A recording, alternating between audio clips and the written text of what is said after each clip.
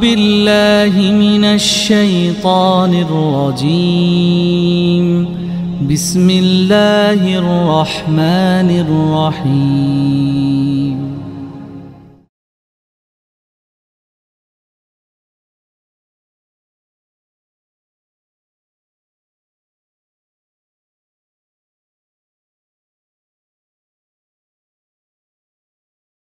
Hamdan wa syukran lillah, syadu la ilaha illallah wahdahu la syarikalah, syadu anna Muhammadan abduhu wa rasuluh, amma ba'du.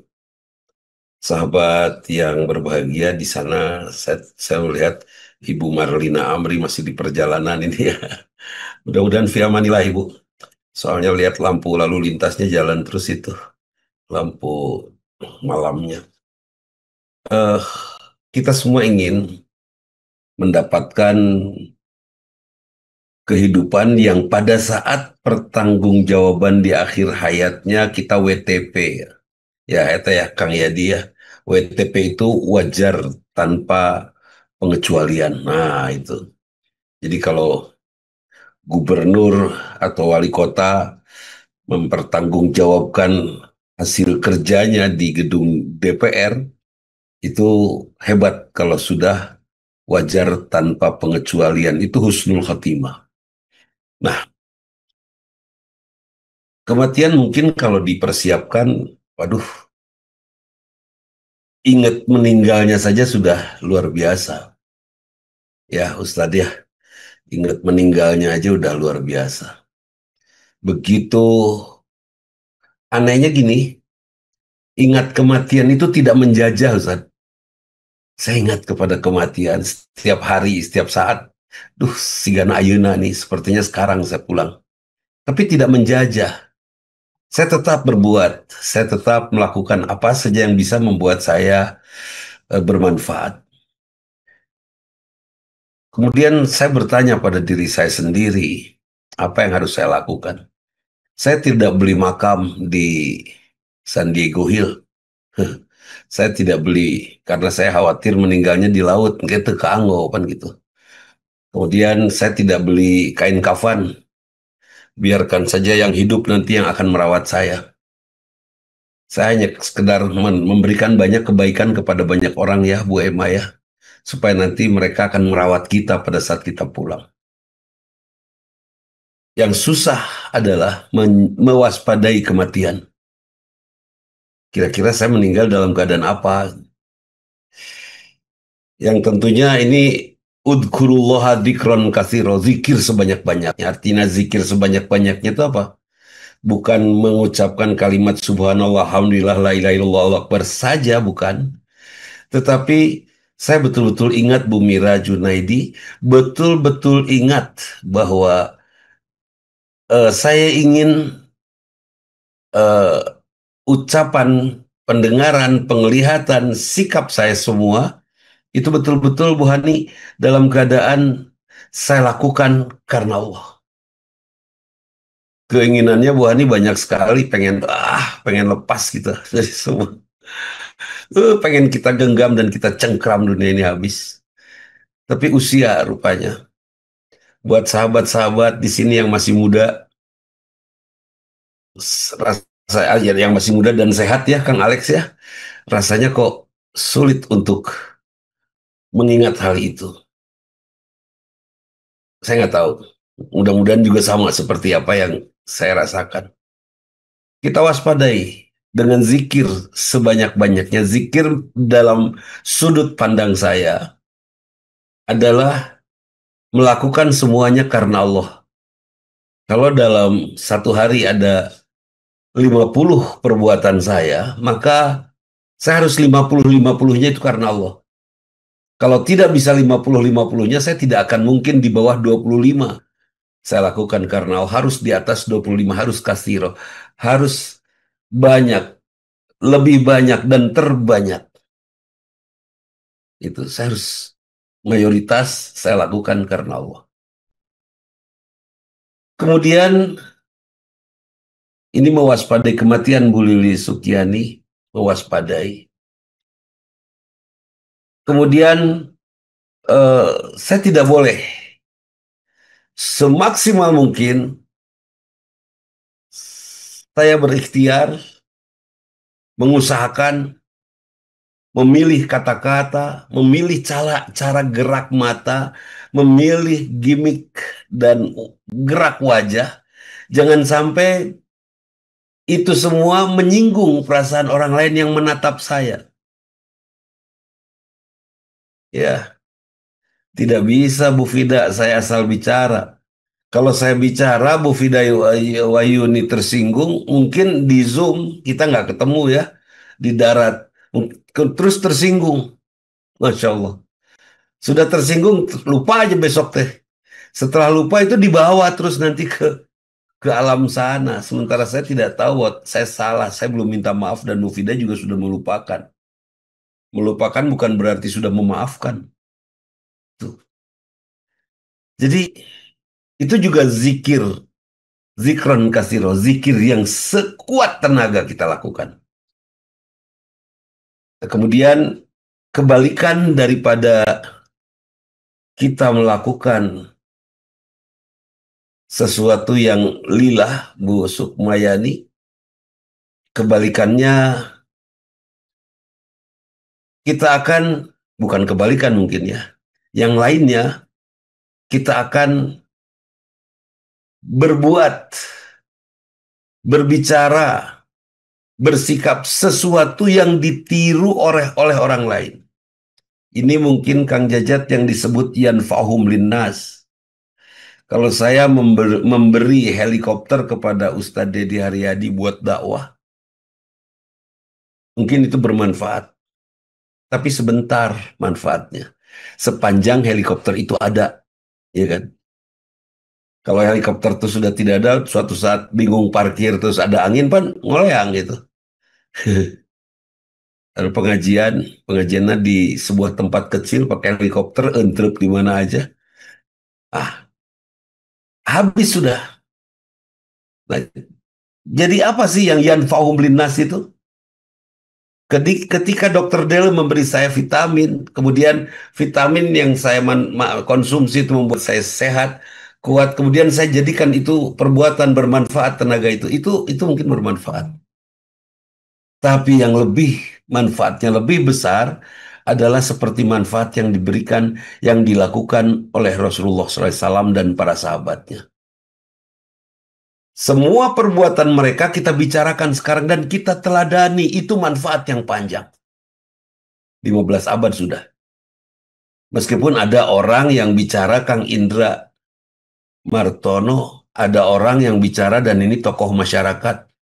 Kenapa kita harus membicarakan orang asing di masjid-masjid kita? Kita harus membicarakan orang Arab di masjid-masjid kita. Toh falsafah Sunda juga masih banyak gitu. Kalau saya berbicara tentang hebatnya Ustadz Dedi, itu saya dapat pahala satu. Pahala meneladani dan mendakwahkan kehebatan Ustadz Dedi.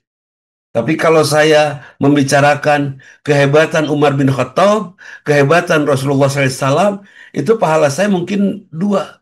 Pertama, membicarakan orang yang tidak saya ketemu, dan saya mengimaninya.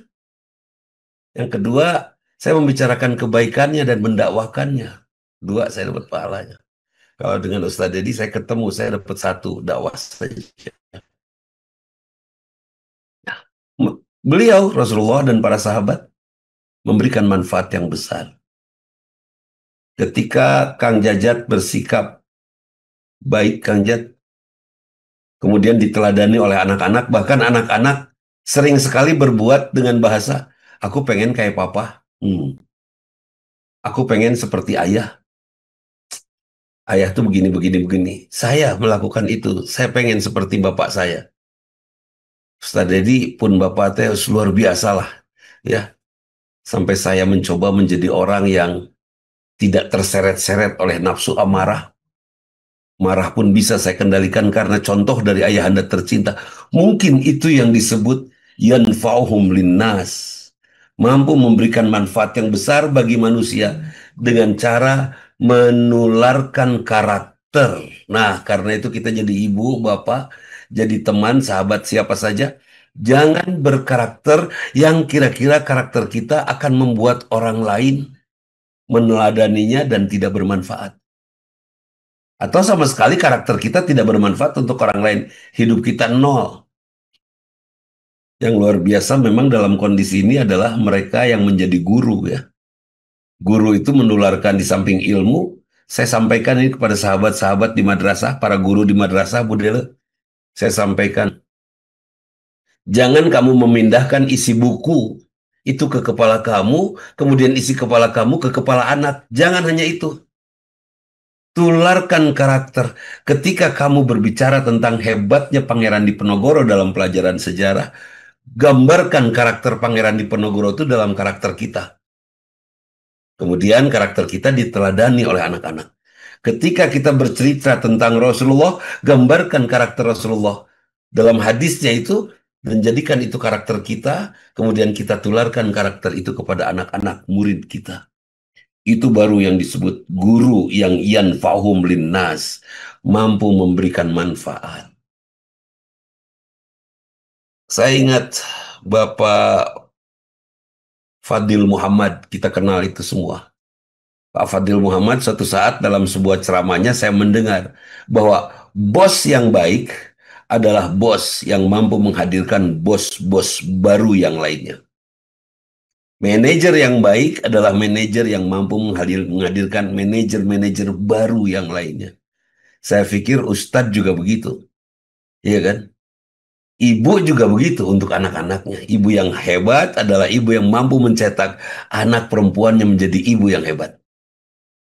Itu artinya memberikan manfaat yang besar kepada orang yang ada di sekitarnya, terkhusus orang terdekat tentunya. Suatu saat saya melihat di sebuah sekolah dasar, ada sekolah berdampingan, saya sudah ceramah ini di SMA, ceramah dengan orang tua murid dan guru-guru. Saya jalan ke parkiran, ada seorang ibu membawa anak kecil, perempuan. Kelas berapa Bu putranya? Kelas 1 Ustadz. Dia nyebut saya Ustadz karena pakaiannya sangat akrab ya. Pakaian putih kancing tilu. Itu sangat akrab. Ciri khas Dudi Mutakin cenah. Ustadz Dudi ya dia nyapa dia. Ibu itu putranya usia berapa? Dia sebutkan, kemudian saya tanya kelasnya kelas 1. Kenapa kelas 1 kan belum aurat, Bu? Kalau kelas 1 kenapa harus menutup aurat? Kenapa harus pakai kerudung? Anaknya. Ustadz, katanya ini luar biasa bahasanya. Kebaikan itu tidak bisa ngedadak datangnya. Apalagi ibadah itu tidak bisa pas akil balik, pas dilakukan. Kenapa Rasulullah mengatakan anak 7 tahun tidak mau sholat, ditepuk. Ya, harus ditepuk, mungkin ditepuk pantatnya lah si anak itu supaya sholat.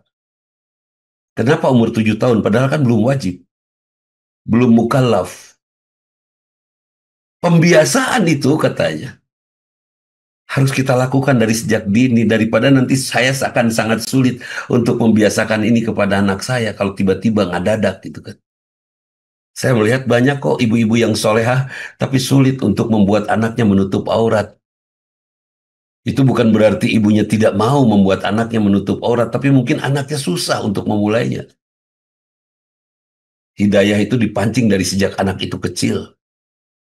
Ini ibu yang memberikan manfaat besar bagi anak-anak. Nah, sahabat semua, bagaimana mendapatkan jannah tanpa hisab? Rada berat, Ustaz, masalahnya can ngalaman sih. Belum ke sana kita.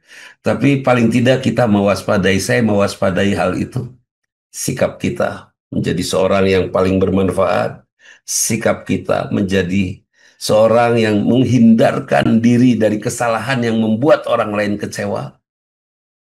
Kalau kitanya sudah melakukan sesuatu yang benar dan orang lain kecewa, itu nggak masalah. Tapi kalau kitanya yang salah dan orang lain kecewa, itu baru masalah.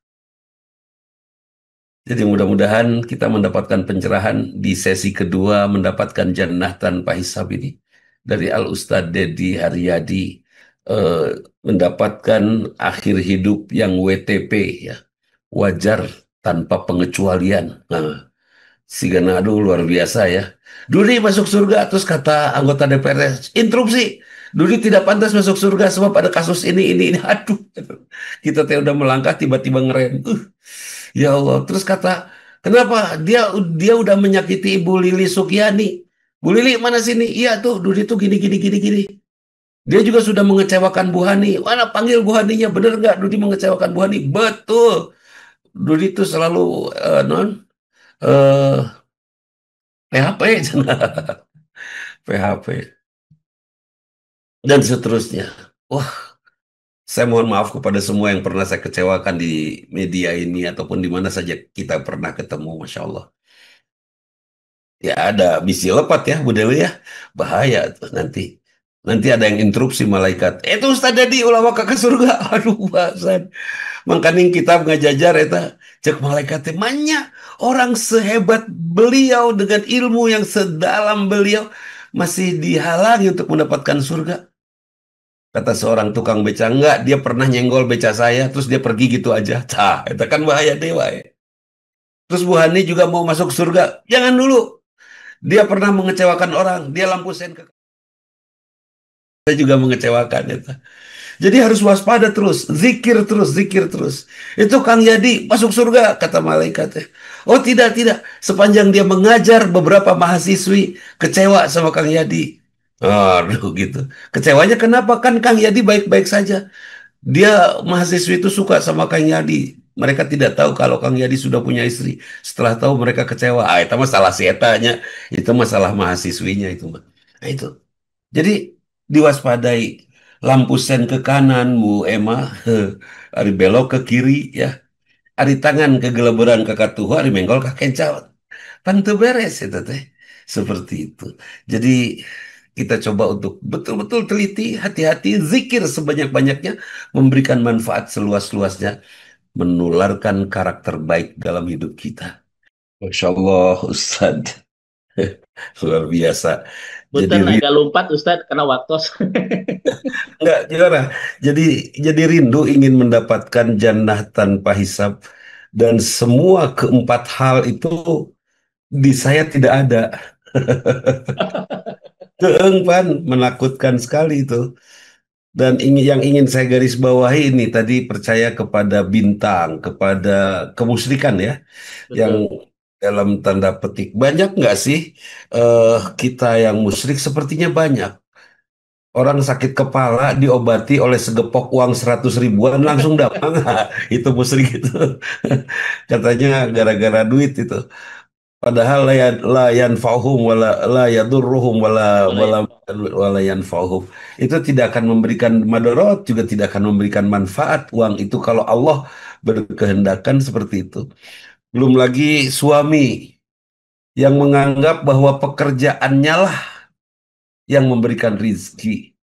Hmm. Pekerjaan itu harusnya tidak bukan untuk mencari rizki ya Kang Ferry ya, tapi pekerjaan itu lebih kepada memanfaatkan kemampuan anugerah Allah untuk kita untuk dimanfaat di pekerjaan kita dimanfaatkan di pekerjaan kita.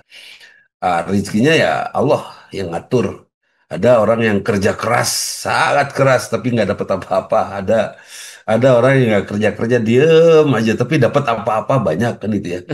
Jadi eh bahkan mungkin juga nggak tahu ini masuk nggak ke wilayah kepercayaan yang mendekatkan diri kepada kemusyrikan. Cari menantu yang udah punya kerja karena takut anaknya lapar kalau menantunya belum kerja. Nah itu juga masuk nggak sih kepada kemusyrikan gitu kan? Itu masalah keimanan juga betul Gurunda ya. Masalah keimanan. Sebab saya dulu kebetulan saya punya orang tua artinya bapaknya istri saya itu menerima saya waktu itu masih kuliah Ustaz. Itu tidak nanya kerja itu. Langsung diterima, udahlah rezeki mah dari Allah. Itu kata Bapak. Masya Oh iya, Allah. saya dengan serta-merta dan bahagialah saya masukkan itu ya. Seperti itu. Jadi eh, itu atau suami yang merasa angkuh ketika sudah memberi nafkah kepada istrinya. Kamu tuh udah saya kasih nafkah, layani, masya Allah, masya Allah.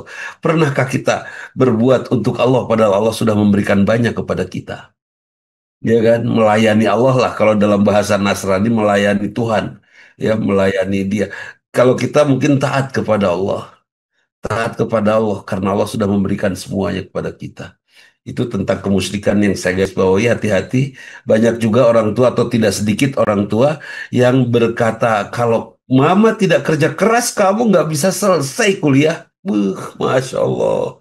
Kalau mama nggak kerja keras, kamu tuh nggak akan jadi sarjana seperti ini. Kalau mama nggak galak, kamu tuh nggak akan sampai gini. Kamu nggak akan, ya, kamu nggak akan jadi menteri kalau mama nggak galak. Karena mama galak, kamu jadi menteri sekarang. Coba kalau mama nggak galak, mungkin anaknya sudah jadi presiden. Nah, itu. Wallahu alam. Tapi yang jelas itu poin. Kemudian poin yang keempat tadi tentang syahid, Ustadz. Ya Allah ya Rabbana. Hadis-hadis tadi sebetulnya menjadi hadis yang ini, Mas Hadi Kusuma. Mudah-mudahan susah jalannya kita karena usia ini membuat Allah mengampuni kita ya Mas. Umur Ustadz Dedi mungkin belum mengalami. Saya sudah mengalami naik tangga sudah harus pegangan. Bukan apa-apa, takut kepleset ya. Ustadz Dedi masih bisa lari, naik tangga turun bisa lari. Saya udah nggak bisa. Kasep dan gagahnya kita laki-laki itu saat duduk gagah kan, tapi pas berdiri mah nyengeyeng Ustadz di teh. Itu. So, Pak Rusli juga gitulah. Gagah tuh lagi duduknya Pak Rusli ya. Kalau udah jalan mah terus saya nyengeyeng. Nah,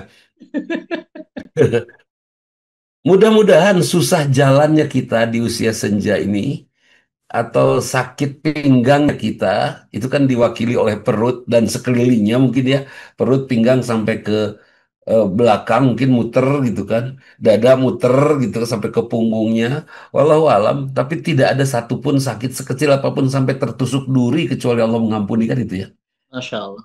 itu Tuh. kan. Jadi ini sebetulnya hadis-hadis ini adalah hadis yang mengingatkan sabar menghadapi sakit dan tetap ibadah ikhlas dengan satu keyakinan bahwa Allah itu sayang kepada kita. Ya seperti inilah. Di sini ada 100, di saya tadi catatannya ada 305 ya, 305 partisipan sudah yang terlempar, sebagian tinggal 280-an. Kira-kira Bu Hani ahli surga bukan? Ahli surga Bu Hani.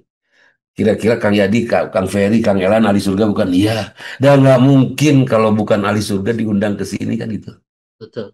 Tapi saya masih musyrik seperti tadi yang Ustadz Dedi sampaikan. Ya, dikasih tahu sekarang oleh Ustadz Dedi. Oleh Allah dikasih tahu melalui lisannya Al-Ustadz. Ya kan Pak Sutopo ya. Lisannya Ustadz Dedi memberitahu kita seperti itu. Jangan sampai kita tidak tahu. Kan Bu Subiarti ini ahli surga, tapi tidak tahu bahwa kemusyrikan kecil seperti itu bisa membuat dirinya masuk neraka. Kata Allah, Bu Subiarti harus masuk surga. Sok atau ikut Zoom-nya Ustadz Dedi di sini, ya kan? Supaya tahu. Akhirnya Ibu Subiarti bicara, oh iya, iya, iya. Saya ahli neraka kemarin, mulai malam ini insya Allah saya jadi ahli surga kan itu. Oh, Jadi bisa hadis-hadis tentang dia yang syahid tadi luar biasa ya. Saya hanya bersyukur saja mengingat saudara-saudara saya yang meninggal karena kanker, meninggal karena eh, banyak hal. COVID, Ustaz. COVID Yang juga Gurunda ya. intinya sakit berikut COVID, dia taun. Iya. Itu luar biasa. Bahkan tentang COVID, Ustadz, sebetulnya siapa yang harus bersyukur sih? Yang meninggal waktu COVID atau kita yang masih hidup? Alhamdulillah waktu COVID abdi mah sehat. Apakah yang sehat harus lebih bersyukur daripada yang bersyukurnya, tetapi harus lebih bersyukur dari yang meninggal karena COVID? Saya pikir mereka yang meninggal karena COVID betul-betul berbahagia, ya. Apalagi Bahkan dia, kecuali tanpa Isya Gurunda ya. iya, di antara jamaah kita, Ustadz, ada yang hari Senin bapaknya meninggal karena COVID, hari Rabu ibunya nyusul tanpa Masya, penyebab, tapi betul karena COVID pas hari H-nya tuh sesak dan lain sebagainya. Masya Allah.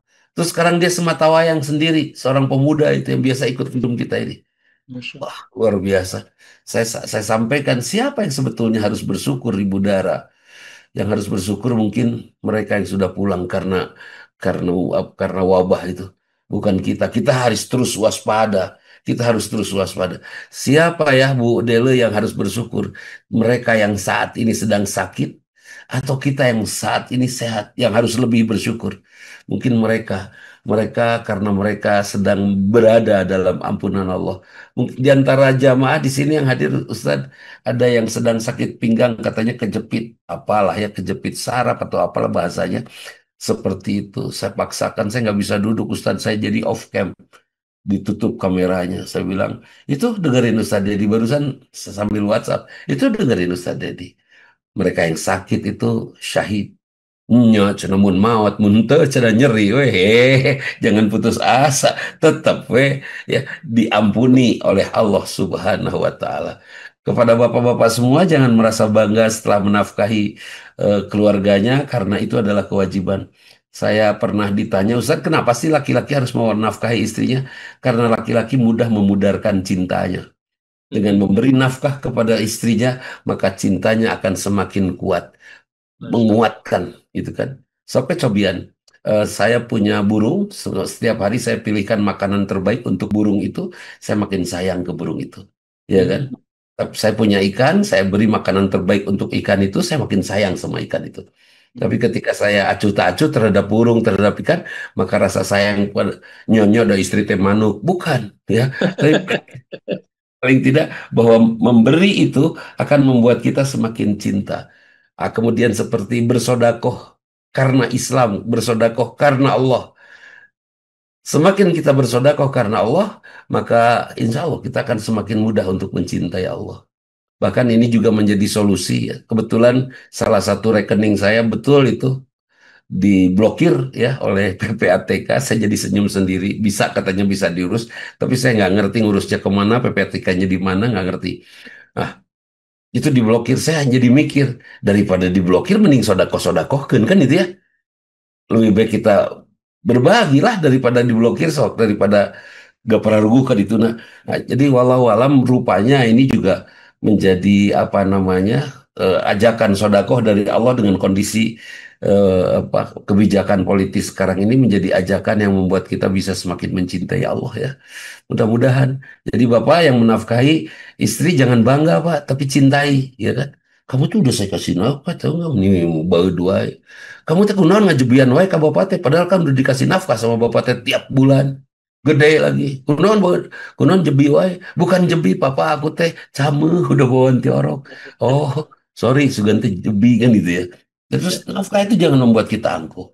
Kemudian apa namanya? Jangan sampai uang itu kita anggap sebagai sesuatu yang sangat penting, ya.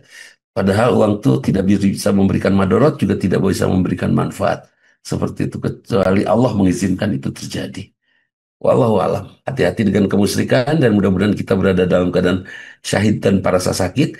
Syahid kita karena kita selalu merindukan Allah, dan mudah-mudahan rindu kita kepada Allah membuat Allah mencintai kita. Caranya terus berbuat baik karena Allah. Insya Allah perlahan akan naik rasa cinta kita kepada Allah. Itu mungkin sahabat semua, mudah-mudahan bermanfaat, mudah-mudahan Allah ridho ya terhadap kegiatan setiap Sabtu kita ini. Dan ya, nggak ada yang kita harapkan kecuali pada saat pulang nanti Pak Maman Surjana meninggal dunia, mungkin kita semua akan mendoakan yang sama ya.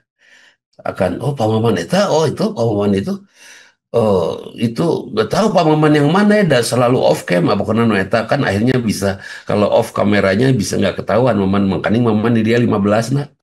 Ya, Maman mana no eta. Paling tidak ada saling doakan di antara kita, atau kehadiran Pak Maman menjadi penyemangat kami di sini.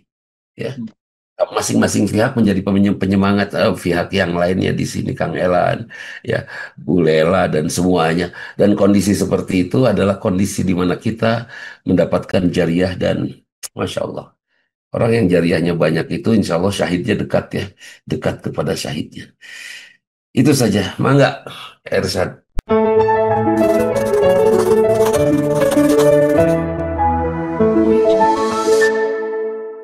أعوذ بالله من الشيطان الرجيم بسم الله الرحمن الرحيم